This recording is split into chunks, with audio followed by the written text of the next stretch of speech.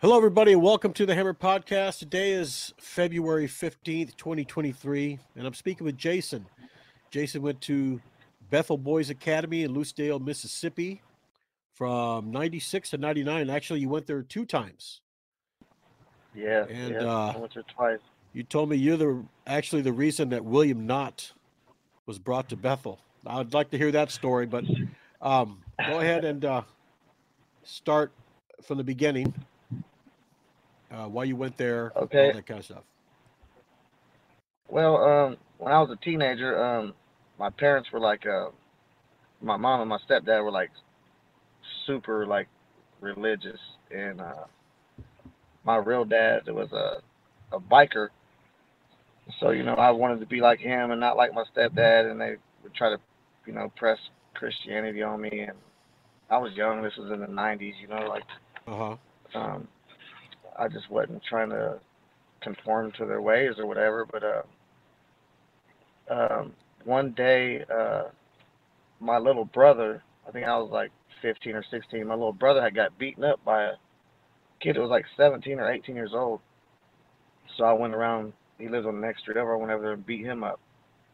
And then the next day, I was standing outside with my older brother, and this kid just so happens to walk around the block with a bunch of his friends, and I beat him up again in front of all of his friends. But that time my mom had came out, and all that she sees is me beating, this kid up, and my aunt Molly and my mom and my brother Nick, always trying to break it up, and we just kept fighting. So in my mom's eyes, I was out of control, and violent and all that stuff. But what she didn't realize was I was just sticking up for my little brother. I mean, I was kind of out of control.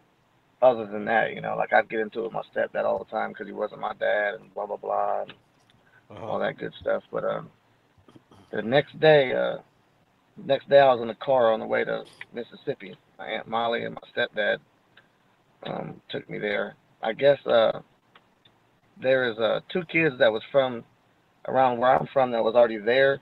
Their names are Nate and Dan Dunn, and their parents had went on like a Christian like TV show and was talking, this Bethel place up like it was the greatest thing that ever happened and blah blah blah. So my parents, I guess, thought it would be a good thing for me to go there. Well, when we pulled up, I had my ears pierced. I had one ear pierced and like three little gold necklaces on, and my aunt and my stepdad were in the house talking to Herman Fountain, and Bubba and this he was a kid there, but he like was one of them for real. His name was Larry. Came out and was talking to me, and at first they were being cool. And he's like, "Man, you gotta take your necklaces off." I'm like, "Man, my mom bought me these necklaces. I'm not taking this off." And Bubba snatched them off my neck and grabbed me by my lip, pushed me against the car, uh, and when my aunt and my stepdad came out, I'm like, "Man, you can't leave me here, man. These people just put their hands on me." You know what I mean? Like, Yeah. and I don't know what words transpired, but they pulled off. And Herman Fountain, he used to have this thing that he'd do, and to this day I can't stand anybody does, but he used to grit his teeth. He'd be talking to you, and he'd do like this, and he was gritting his teeth in my face, and he's telling me, you ain't at home no more, boy, and blah blah blah. Well, I got there early in the morning, so it was time for me to. He put me straight on a crew. The first crew that you get on when you're there that they put you on is called the N-word crew, and you do stuff like dig a ditch, dig a ditch a half mile long, fill it back up, Yeah. dig holes 6 foot deep, 6 foot round holes and that type of stuff, and fill them back up. It's just a bunch of random stuff just to break you. And man, I was only there for like the first time I was only there for like 4 or 5 months, and I kind of just like conformed. Like I wasn't trying to get nobody put their hands on me and all that stuff. I just did whatever they said. And my grandparents had came to visit me, and they took me for like the day and brought me back. And I guess my grandfather had told my mom, like, if you don't get him out of there, I'm gonna get him out of there. My grandpa just had a feeling, you know. He met Herman Fountain and met all these guys, and my grandpa's an old, you know, Southern guy too, so he could tell like there's something going on. This dude ain't legit, you know. Yeah. So they took me home. And when they took me home, I was only home for a couple months. You know, first month or two was all right, but I didn't feel that I really did anything to constitute going back, other than, you know, I had got a girlfriend and was running around with the girls and stuff, and my parents were against that, so they sent me back. But when they sent me back the second time, I wasn't going for that, you know. Like I was like, I'm determined to get up out of here. So I plotted to run away, and they're saying there's this guy named Frank that worked there. They said, well, there's nobody that's ran away and got away for 25 years. Frank's the last person who ran away and got away, and he works Yeah. there now. I took that as a challenge. Yeah, I was gonna say that So sounded like a challenge. right. So I ran away, man, probably 10 times. I mean, I'm sure people there used to hate me because I would get everybody in trouble. You know, I'd run away, and once I ran away with somebody, that person would never want to run away with me again. You know, because they do so much horrible stuff to us. Me and Nate and Dan Dunn ran away one time, and we got caught, and they made me and Dan, we was tied to a like a telephone pole. It's a big log. We had to carry it everywhere. We had to sleep with it, eat with it. We could never let it touch the ground, stuff like that. Wow. But um, so I ran away after that, and it was with some kid from Florida, and they had me in the kitchen. Well, in between all these, before my last couple times of running away, I would run away. Like I had this kid kicked me in the back in the tool shed because everybody kept getting punched for me running away, and everybody was mad at me. And we had gotten a fight because they were mad that I kept running away and getting everybody punished. You know what I mean? But I wasn't staying there. So I ran away with this kid from Florida. I can't remember his name. I want to say his name was Dan. But we ran away, and I was in the kitchen cleaning up. I had to clean all the dishes and the kitchen and everything by myself. And when we had got caught, a sheriff actually had caught us and brought us back. We were like 8 miles away from there or something. Uh, Herman Fountain had me pinned in the, like when you first walked into where you ate at, where all the tables and that stuff was at that you ate. He had me pinned in there, and he said, "I got somebody for you." And I'm like, "Yeah, all right." I mean, like I'm thinking he's threatening me with one of the kids there or something. Like, "Yeah, all right." And that's what I ain't say that, you know, but that's what Right. I'm thinking. Like, "Yeah, okay, you ain't got nobody for me." And I was washing dishes, and here comes, it's probably like an hour later, here comes William Knott and Herman Fountain walk into the kitchen. And at first glance, this dude looked like a nice guy, you know, like as soon as he got up to me, he walked up to me, you know, cool and collective and stuff. And as soon as he got about 6 inches from my face, I ain't never had nobody put that much fear in my heart in my life, you know, like that dude started screaming in my face and he's spitting all over me, and he's like, "Get outside." So I went outside, and I didn't go fast enough. "Get back inside and get back outside. Get back in, get back out." He kept had me and the kid I ran away with rolling around in the gravel and stuff.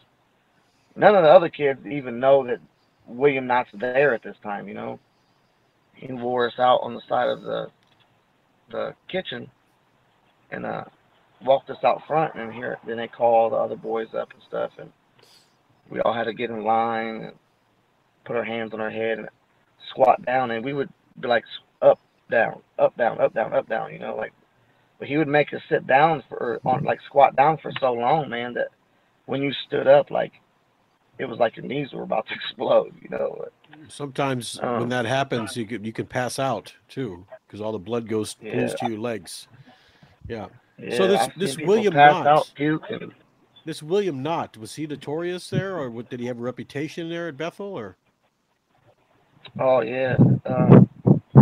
At first, nobody knew who he was, but he put the fear of God in everybody as soon as he got there. Um, he was ruthless, man. Like they would drown us, you know, and bring us, resuscitate us and stuff, you know, and once you was resuscitated, he'd tell you like, "Good job," you know, like like you made it, you know what I mean, like uh, sick pit bulls on us, and Yeah. even before William Knott got there, every Friday they would have us fighting. Everybody'd come in the barracks, and we'd be in there. They'd be like it'd be like Friday night fights between a bunch of kids, like it's crazy. But when he got there, man, I still have nightmares about this stuff. I don't since before I got into this group with all the rest of the boys, man, it's so impossible to talk about the stuff that went on there because some of it's so unbelievable, like this dude's making $100,000 a month for torturing us, like we were his slaves for real. We built his house, we built another house that he sold, like everything that was there, us kids built it. Like he, like basically um, send us, he'd get jobs like to where they needed laborers and stuff, and he'd send us out to do the stuff and collect the money. But once William Knott got there, man, it got bad, man. Was this program beat on us? Was this academy a branch off of the roll-off homes? Yeah, I guess Lester Roloff was Herman Fountain's mentor, and then not surprising, right? And then William Knott ended up being, like Herman Fountain was his mentor, and blah blah blah. He went and started his own thing apparently, but yeah. It like man, I remember if you tried to call like your parents, you got like a phone call every once in a while, but if you tried to call your parents or say anything, they just unplug your phone and it'd beat you. They'd turn the heat up, to like 95 and pour water all over the floor and have us working out until I've seen kids puke, pass out, defecate on themselves. Yeah. Wow. Stuff that I don't know, man. I don't see how these people to this day, man. People say, if I hear somebody's a Christian, I'm like, man, dude, I don't even know if I can trust you because these people were supposed to be Christians, like this dude would preach every Sunday out the Bible and then abuse us for the other 6 days of the week, Wow. Man, that dude. Yeah, he sounded pretty ruthless there. Yeah, he was ruthless. And once William Knott got there, he just basically, gave him free reign over us. He could do whatever he wanted to us. It's crazy. But I was alive? there for maybe, yeah, unfortunately. Apparently he has another like a ministry as they call it, in Lucedale, helping troubled people or something. But helping or beating? Man, I don't know. I think this time it's grown men, so I don't know if I don't know if he's beating them. You know what I mean? But man, for years before I even went there, like this was before, I went there in the '90s before there was the internet and all this stuff where you could do research on people and stuff like that. Yeah. So my parents went off the word of whatever they'd seen on TV. Apparently, back in the '70s, the '80s, the early '90s, he's been shut down and all them kids removed multiple times. He's been jailed and all types of stuff. But the thing that used to get him away with it is the separation between church and state. The state can never come in and sanction him or govern him in any way or really even ask him questions. I had a highway patrolman come in there one time and took me out back of Herman Fountain's house to sit on like a wasn't a patio, but it was like a patio set. And he asked me, he said, do they abuse you here? Do they put your hands on you and all that stuff? And Herman's looking through the window, and I lied, and said no, they don't do anything, nothing like that. It's all good here. Because I think one of my parents and my grandparents had called, and when the highway patrolman left, he said, good job, man. He called me son. I used to hate that, man. And there were some kids there that called him dad, and I would hate them for calling him dad. To me, that was weak of them, like. Yeah, no way. But he's like, yeah, heck no. He was like, yeah, good job, son, and blah blah blah. Then he took me somewhere in the truck. It was like nowhere, you know, like I don't know what we did, something stupid, but it got me away from there in the truck like it was a reward or something for an hour or so. But then I ended up running away again after that. Um, I was handcuffed to the sink in the kitchen washing dishes. They unhandcuffed me because I had to dump these big, you know, rectangle things that they cooked in of water out in the back, and all I had was uh, I had some tennis shoes, camouflage pants, a wife beater, and I had a flannel, like a red flannel that I don't even know how I was allowed to keep it Yeah. in a dish towel. And I was like, man, I'm not staying here. You know, this is after like, Huh. you know, being drowned and beat, you know, and having to throw up and fight other kids and so much torture, you know, for months. I was like, man, I bumped this. They're gonna beat me for a reason. You know, I'm running away again. So I ran away, and we used to run. We used to like, you know, do our little jogs and sing our cadences into Lucedale and go into Walmart and do drills in the Walmart parking lot. So I knew that gave me, you know, directions to get into Lucedale. So um, I dumped a pot of water. I took off running, and I hid underneath a bridge for about 2 or 3 hours. And then once I felt the coast was clear, I ran to a car lot, and I slept in the back of a car or just sat in the back of a car. I didn't sleep for 2 or 3 hours. Then I jumped this fence and got in a school bus. And I actually slept in the school bus because it was fenced in. I felt safe in there. So when I was climbing the fence to get back out the next day, somebody had seen me. And I'm like, oh man, like what are my, you know, options? I'm gonna take off running and end up getting arrested or whatever and get took back to Bethel. So I was like, hey man, listen man, I wasn't doing nothing, you know, like I left Bethel. Do they abuse us? And I was telling him all the stuff they did there. This guy was like, yeah, I've heard about that place. And he said, I'll tell you what, man, if you take a left right here and you take a right and you stay on that road, there'll be a truck stop. That's your best chance of getting away, you know. So he gave me directions to this truck stop.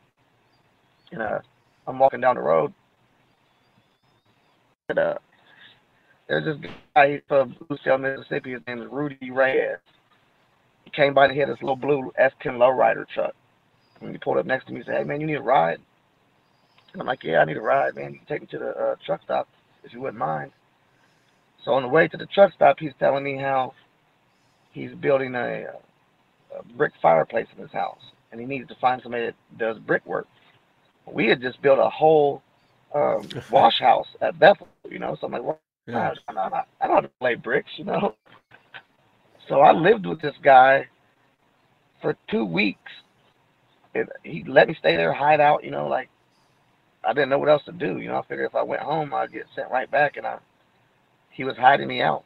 We just, you know, sat around, drank Coronas, and that was really it. You know, just hung out. And then some guys from there's an Air Force base in Biloxi, Mississippi. Two guys that went AWOL from there. And here I am, you know, in full, you know, camouflage gear and stuff. One of his neighbors thought that he was hiding me out because I was one of these guys that were AWOL from the Air Force base. So they called the cops. And it just so happened that same cop who came and questioned me came to get me, you know. So he Yeah. knew right who I was. And so well before that, there used to be this guy that Frank that worked there would have this guy and had a black lowrider truck. He was like an Indian guy. And all of us called him Easy Money. This guy used to come and sell Frank crack or whatever. When I was at this guy Rudy's house, the guy pulls up. Apparently, him and Rudy was friends, and I'm like, oh man, I'm screwed. You know, like he's gonna tell. But he was cool. You know, I told him like, hey man, look, bro. Uh, I know you probably don't know what goes on there. Blah blah. I told him everything. He said, well, if you can get, you know, some money or something, you know, somehow, he said, I'll give you a ride back to Ohio. I was like, man, I don't know if I want to go, you know, like I'll just get sent right back. But he never told on me. But when the cop came and arrested me, it just so happened to be the same cop that had did my interview or whatever behind Herman Fountain's house at Bethel. Okay. So he automatically recognized me, and he was like, "What's going on?" So I told him, like, "Look, man, everything that you think and you hear is 100% true. But if I'd have sat there and told you everything, then you wasn't taking me with you when you left there. I'd have had to Right. pay the consequences when you left." So I had to go to court because when you go to Bethel, your parents have to sign full custody over to you. So Herman Fountain thankfully came into the court and they were like, "Do you want him?" The judge was like, "Do you want him back?" And Herman Fountain said no. He said, "No, I don't want him. He's too much of a troublemaker and blah blah blah." My parents came and got me that same day. I got picked up at like 9 o'clock at night or whatever from the little holding cell. But ever since then, man, like that stuff has affected me like in the most horrible way my whole entire life. I couldn't talk to anybody about it because I didn't get into like super graphic details while talking to you, but man, like if you tell people some of the stuff that we went through there, like nobody would believe it. They think I was maybe trying to exaggerate the story or something. Like, dude, you ever drowned? I've been drowned a few times. Like, that's horrible. I'll tell you what. Um, Doing these stories for these troubled teen homes, what you say that people won't believe, they will now. Trust me. I mean, I've Yeah, had so many people come up with these troubled teen homes telling me almost the exact same thing you're saying. Some of the stuff is different, but mostly, beatings, that kind of stuff. Oh yeah, people are starting to believe it now. It's like, okay, well, maybe these kids aren't lying after all. yeah. So, so yeah, I mean, some of that stuff is really graphic too. So, was there any type There's of? so much. I mean, I know there was a lot of physical abuse, mental abuse. Was there weren't any pedophiles over there? Were they guys perverts? Oh, William Knott was a pedophile for sure. 100%. He was a pedophile. You could talk to a bunch of guys that was there with me, and he'll tell you he was definitely sleeping with some of them boys. That dude would be snorting so much coke and be high and letting some of the young boys stay in the room with him and stuff. You talk to some more of us. Didn't ever happen to me, but there's definitely some boys that was there that definitely got forced to sleep with William Knott for sure. He's the only one that I could say was for sure a pedophile though. I never experienced none of that stuff from or heard or seen any of it from anybody else that was there except for him. Right, alleged pedophile. I got you. Um, was he there? Was there a church nearby? I think, was it Bethel Church or? Yeah, when you first pulled into there, there's a church like right on the street, and then you had to pull back and take a left and go over this little like log bridge that took you back to the barracks, and at the end of it was Herman Fountain's house and the cafeteria and stuff. But it was like our school was right behind the church because we all did like these. At first, when I first went there before William Knott came, when it was Bethel Boys Home, we went to school every day. We had to do like these homeschool packets and crap and all that type stuff. But when William Knott got there, it was like school was the bottom of the priority list. It was working out and boxing and running and doing PTs all day, Yeah. and it was crazy. Were these two guys? Um, what's his name? Herman Fountain and William Knott. Were they elders in the church? I mean, were they guys of a high status there? Herman Herman Fountain owned that whole property. He owned the church and everything that was on there. So he was the pastor. Like Okay, he it was was the his pastor. church. Yeah. Okay, And William Knott, he wasn't a religious guy at all, as far as I ever seen. Like I've never heard him talk about God or try to instill values in us. He just turned us into monsters. He's like he wanted us to be killers. Like almost like a drill dude had instructor. no sympathy. Yeah, exactly. They said that's what he used to be. Apparently he used to be a drill instructor, And then I guess Herman Fountain met him in prison or something when he was in prison or some crap like that. And ended up bringing him there. 'Cause I wasn't staying. You know, like I was getting beat up regardless.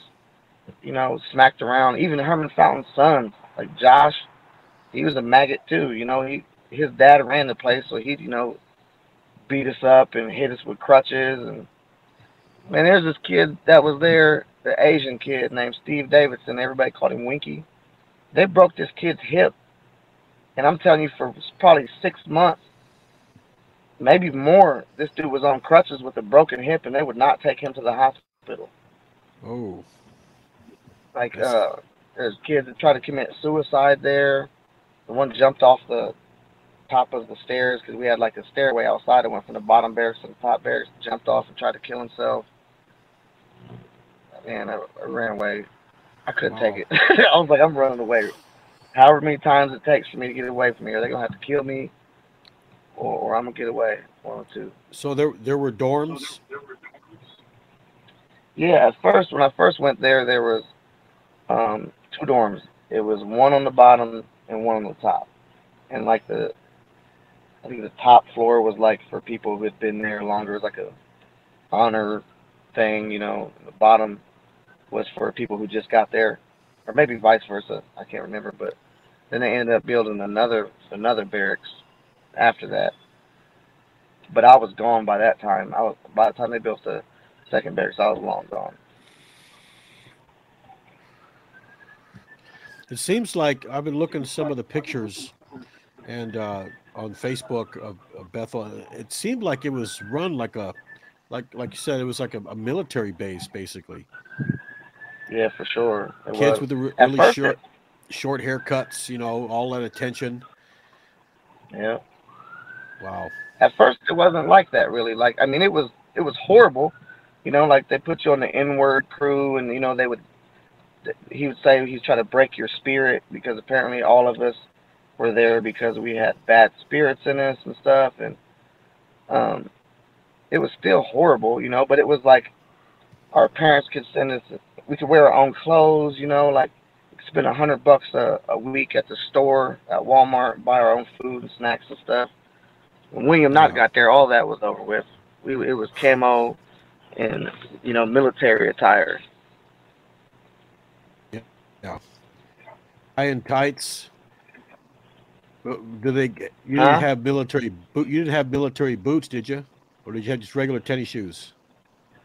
At first, we had tennis shoes. I don't know if after I left, if they made them start wearing military boots and stuff. But at first, we kept our shoes, but we just had to wear the whole, military pants. And really, all of us would be in wife beaters or white t-shirts most of the time, with just the camo Okay. pants. But Hmm. What and there's a about lot of did? dudes that was there. There's a lot of Go dudes ahead. that there that experienced a lot more than I did because after William Knott got there, I was only there for maybe 4 or 5 months, and I had to get out of there. Like so I ran away for my final time and actually got away. But it got worse and worse from what I'm hearing from the guys that I was there with. It got worse and worse after I left. And I remember there was this little kid that was there, man. I can't remember what his name was. A little light skinned kid. I think his name was Jacob, or I know his name, but I just can't get it in my. I can't remember it right now. But he's the only one that knew I was running away the last time. And I was like, dude, I promise you. He was just a little guy, like he's a little kid, man. I was like, I Uh promise you, man. If I get away, I'm gonna steal a car or something. I'll come back and huh. get you, and I'll take you with me. And dude, for 25 years, that has always bothered me that I was never able to go back and get him. Like I felt like he probably thought that I was lying to him or that I didn't care about him in real life. If I could have went and got him, I'd have went and got him. But for years and years and years, that's always bothered me, man. Like he was expecting me to come back and save him, and I was never able to do that. Yeah. That's tough. Whenever you say, "Hey, I'm gonna get out of here," and then I'm going to come back and get you, and you don't. I mean, not that it wasn't your fault, of course. You were trying to get out of there as well, and that's what you had your mindset on. But Right? it sucks. sometimes. You know, what can you do? Sure. I do have some guys from the Bethel Academy coming on tomorrow. So Okay, for sure. I know one of the Yeah. one of the guys that I've seen on Facebook. His name is Alan Knoll. Yeah. You probably heard of He him. was a little kid when I was there too. Yeah, I was there with him. I was there with him both times I was there. He was Okay. little. He was like 12 or something when I was there with him. Yeah, I've heard Yeah, about him. he He's was. I don't know if he's coming on or not. I'm not sure, but yeah, I see a lot of him on Facebook. I think he's on my Facebook. I think so. But Yeah, he's like probably one of the main guys out of all of us that like he's a an activist. You know, like yeah, an he's advocate. trying Yeah, to he's trying to get you know, spread awareness about this stuff because he was there like I think he went from there to another place after that, but he was there from like man when I was there he was like 11 or 12 or something, and his parents just left him there. He was never going home, you know, till he got old enough to leave on his own. It yeah. was sad for little kids like that, man. Oh yeah. Oh yeah. You're You that know, young. we was all older, you know, like 16, 17 years old. You know, we'd fight and, you know, we could take care of ourselves. But him, there's this other little kid named Sammy that was there. They're real little. Like John Moody, he was real young when we was there. These are all little guys that used to get picked on and stuff. It had to be 10 times more horrible for them than it was for us, you know, because they're just little guys, man. There's nothing they could do to defend themselves. Yeah. In fact, I think I have Moody coming on tomorrow. I've been Yeah, that's my buddy, man. exchanging texts with him. So Yeah, he's a good dude. yeah, That's my buddy. I know they have a YouTube channel, Yeah, a Facebook page. You guys have a group, right, on Facebook? yeah. That's Bethel Boys Survivors or something. I can't remember Something the like name that. of it. Yeah, Yeah, yeah. So is this Surviving place Bethel or something like that. still open? No, it got shut down, and somebody bought the property and tore everything down except for the church. That would have been But the first thing. it got shut. That would have been the first thing I tore down. Right. For sure. Heck yeah. So that was just Yeah. basically flat land and a church, basically. Yeah. Uh, Yeah. There's a video on YouTube of somebody went there since it's been tore down, and it just looks so crazy. You know, like yeah, somebody went there before it was tore down, and like when I was there, we had built this house for Herman Fountain that was like to me it was a mansion. You know, it was huge, and man, I seen it in the video, and like you know, all the windows are busted out, and it just looked it was crazy looking. It's weird to see. I would have tore that. But that dude made. I would have tore Go ahead, that go ahead. place. I would have tore that place down, kept the church, and turned that church into a titty bar. That's what I would have done. That's what Right. I would have done. Heck yeah. Just a big For old middle sure. finger to the to Fountain and Knott. You know. I remember Herman Fountain told me before he was like, cause after I ran away 4 or 5 times, he said, "I got the judges, the sheriffs, the police on my payroll. You'll never get away from here." And I'm like, "Yeah, all right. You know, like I'm gonna get away. I don't care what I gotta do." But man, that dude made like $100,000 a month or something off of us. You know, like I think my parents paid like 1,600 a month for me to be there. So if there's 100 of us kids there, it's freaking Yeah. $160,000 a month. That dude was making more money than the president. You know, he was paying everybody off. Yeah. Yeah. The president makes 250,000 a year. So yeah, Right. he was making a lot more than the president. So Heck yeah. That dude he thought he was untouchable. I'd like to see that dude now, man. I was telling John Moody and one of my other brothers named Dan Edwards, we were talking. I'm like, man, I'd like to just get together and just all of us just show up at Herman Fountain's new spot, you know? Like there's a couple times I've got drunk and I've jumped on Herman Fountain's Facebook page and his new wife's Facebook page, and every person that's tagged him in anything, talk about how much of a man of God he is. I've jumped on there and commented like, "Oh, little do you know, this dude is the farthest thing from a man of God that you will ever see." Yeah. Yeah, they just used the church as a moneymaker. It's a cash cow. That's Yeah, all it is. for sure. Yep. That dude William Knott ended up getting like life in prison or something, and I Did don't he? understand how Herman Fountain isn't in prison. Huh. You know, I have to. back in like 2003, um, my aunt was just like, Googling Bethel and stuff to see if it was still open. And she found out that there was a class action lawsuit against the Bethel and all the employees. So she asked me that I want to be a part of it. I'm like, yeah, I do. So she contacted it was an attorney named Oscar Stilley. And he contacted me and he said he needed all the stuff in writing, like he wanted me to write my story out, like in detail. So I did. Then I sent it to him, and he sent me his number, and I would talk to him on the phone, and he was like, "Oh, listen, I got like, boatloads of you guys stories, and they all match up, and blah blah blah. You guys are gonna get rich. You're gonna get compensated for the stuff that you went through." And then this went on for about a year, and then the next thing I know, I tried to call him, and the number wouldn't go through anymore. So I wrote him, and he wrote me back a letter and said that somehow Herman Fountain got his rights to practice law in Mississippi revoked, Oh.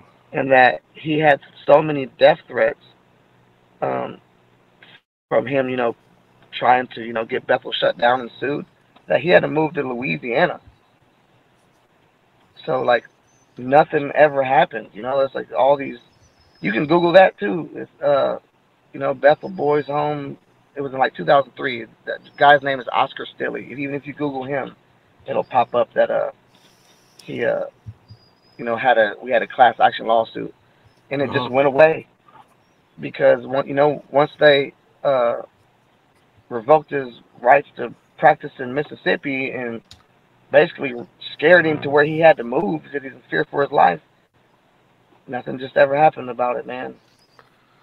Just got washed under the rug or swept under the I'll rug. tell you, you get all those Christians together, all the acolytes, all the disciples, and the minions started making death threats. Some of them probably worked in a lawyer's office.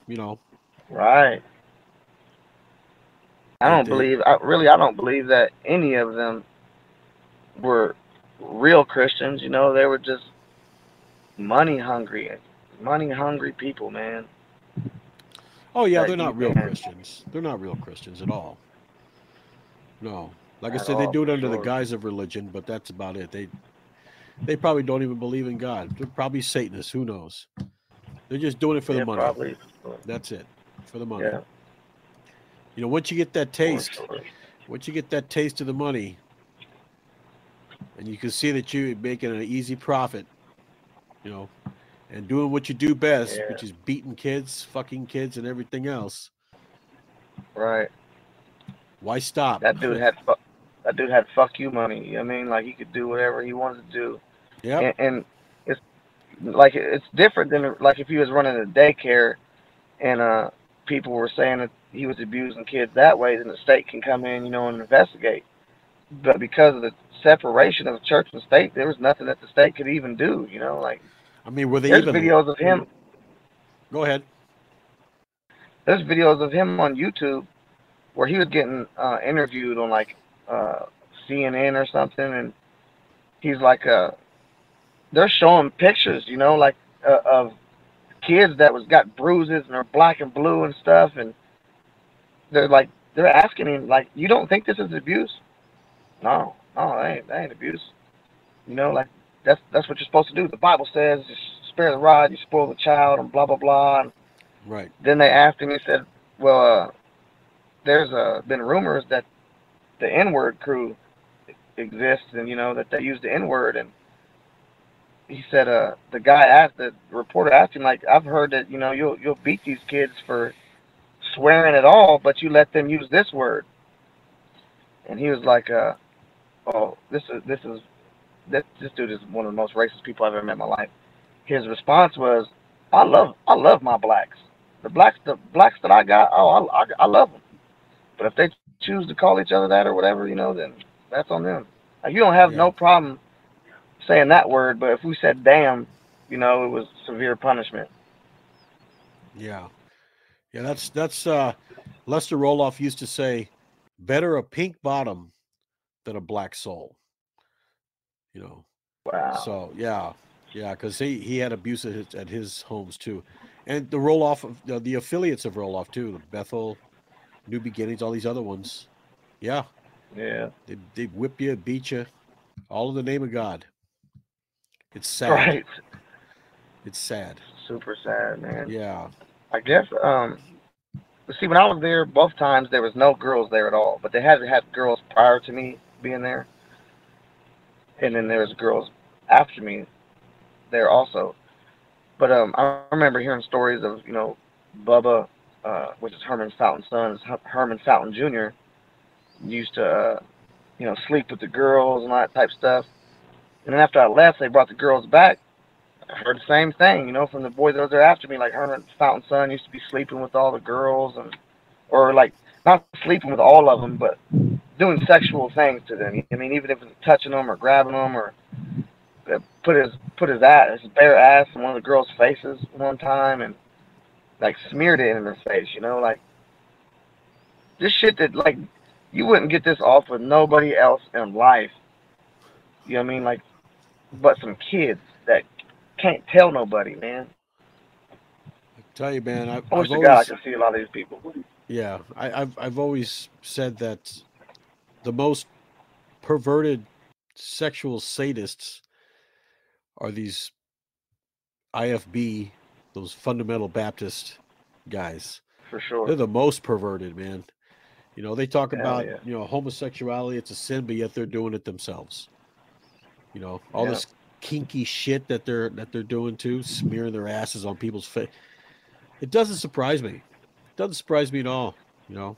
Yeah, like, how does that even pop into your head that I must put my bare ass in this girl's face? Like, Yeah. normal people, that shit don't even run through their damn minds, man. No, it doesn't. It doesn't at all. I mean, Them dudes are I've them. been I've been married almost 30 years. And never once in those 30 years have I ever thought about putting my bare ass on my wife's face. Right. Never. Swear. Even the girlfriends I Them had dudes were before I got sadists for married. real. Yeah. Even the girlfriends I had before I got married. Never thought that, never crossed my mind. So Right. Me it's neither. just perverted thinking, man. It's just their brains are all You screwed know, up. they almost remind me of, like, how, like, they say the wealthy elite, like, was going to Epstein Island and doing all this fucking crazy sexual Yeah. weird shit. It's almost like, to me, like, not on the same level, but like a little bit. They were all rich, really. They're making, Herman Fountain's making $100,000 a month, and they're doing whatever the hell they wanted to any of us, like, and getting away with it just because they felt that they was untouchable. Or, I mean, apparently that they kind of were untouchable, because ain't shit happened to none of them for none of this stuff.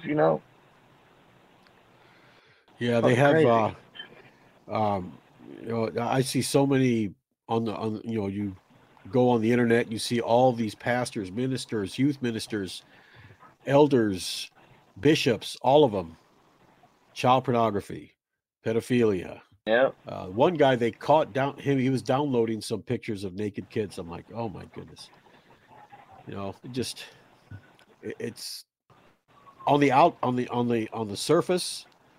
They try to make it look so prim and proper, but underneath, Right. it's it's just a sex-ridden. I don't know. I don't know. I can't find the words. It's Right. disgusting. I get it. Yeah, it's a disgusting underworld, basically. So that these guys are Man, part of. I don't understand how I've never, like, my whole life been able to understand, like, how they could do, like the stuff that they did to us. Like they couldn't have been a caring bone in not one of these people's bodies. You know, like not a single person that was there gave a fuck about any single one of us kids that was there. We were a fucking paycheck to all of them. The only person I could say that I don't have anything bad to say about was Herman Fountain's wife. She'd get up at 4 in the morning, spend hours cooking breakfast for us and that stuff. But she never protected any of us. But she was probably scared too, Yeah. like And no telling what disgusting, kinky things he was doing to her. right, You no know. doubt. So Yeah, yeah, poor woman. You know, those are the ones that get hurt the most. I mean, as far as yeah, I'm talking about the family. It's the right, wives, especially the ones that are innocent that are just they can't do anything because they're scared. You know, yeah.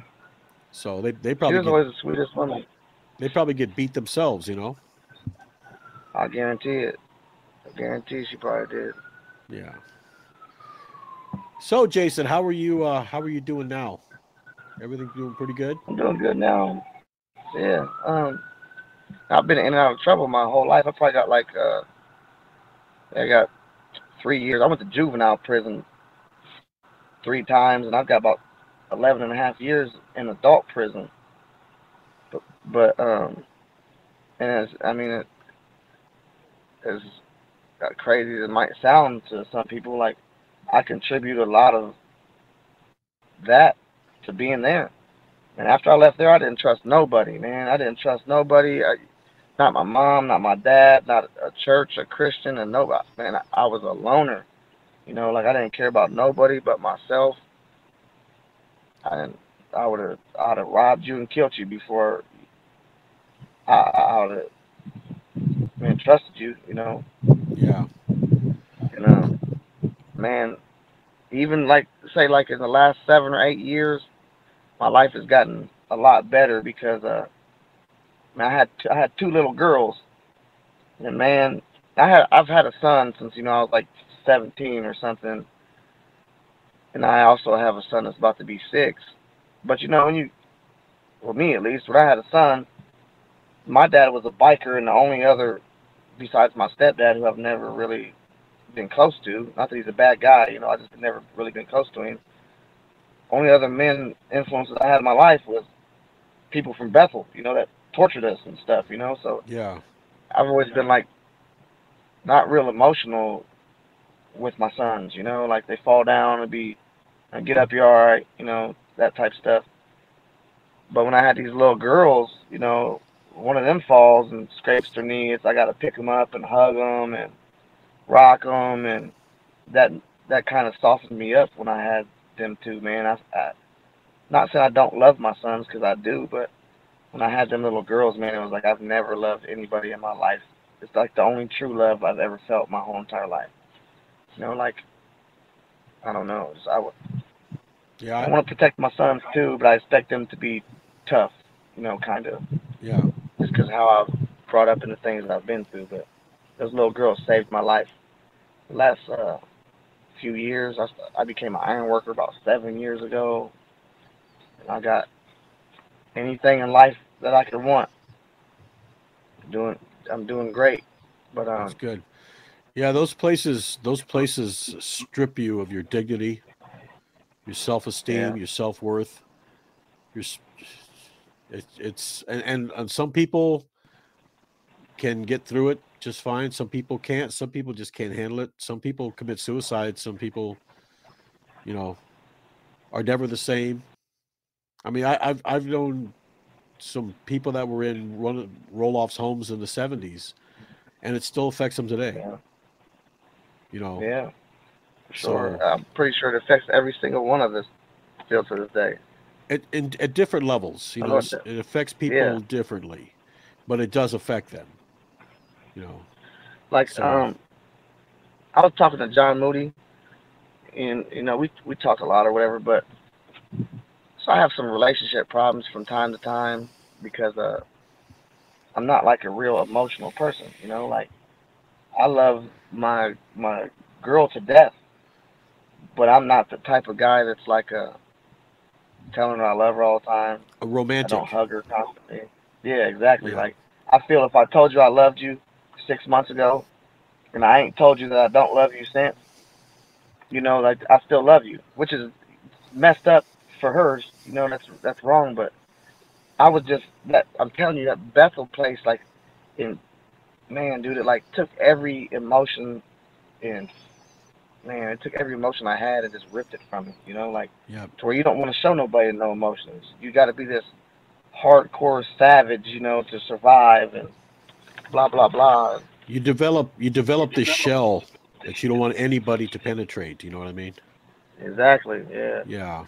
And I feel like if I like I've never had until I started talking until these groups happened and I started talking to all the other guys that I was there with. I'd never even talked to her about it, but I never talk about my feelings. Period. If I'm sad, nobody knows it. Like if I'm happy, nobody knows it. Like I'll laugh and stuff occasionally. Like just like me and you were talking, we'll laugh and stuff. But I'm not the type of guy to walk in and I'm not going to tell her my feelings because I feel that she'll use them against me.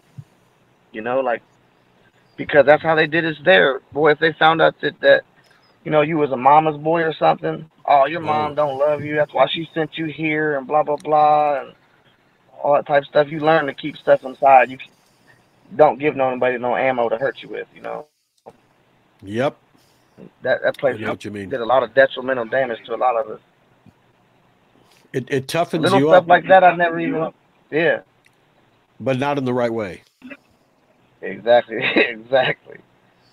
Yeah, it makes you not tough. I'd say hard. Like Yeah. It which hardens you.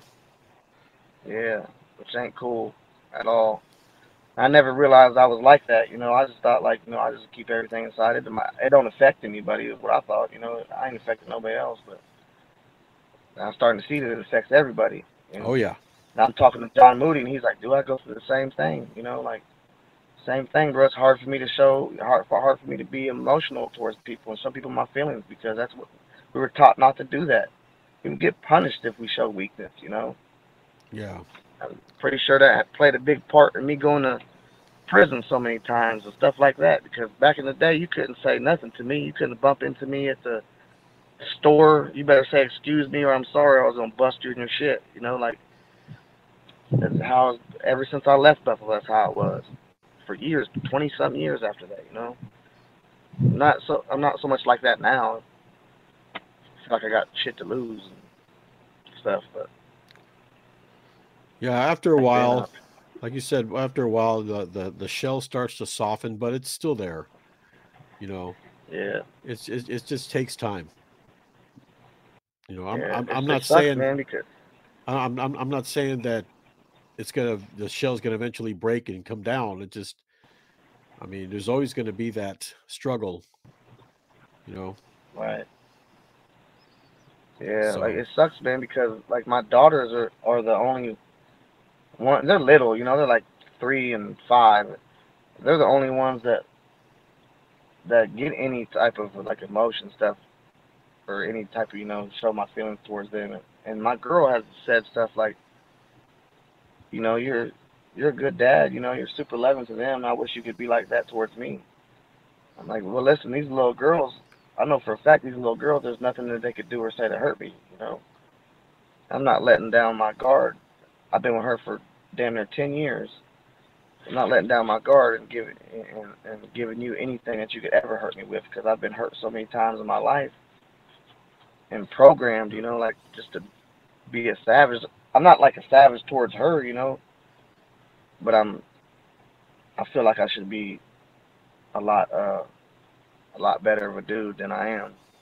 Everybody deserves to be told that you love them and have hugs and all that type of shit. I just can't do that. I'm not that type of right. dude You feel like anymore. I'm not.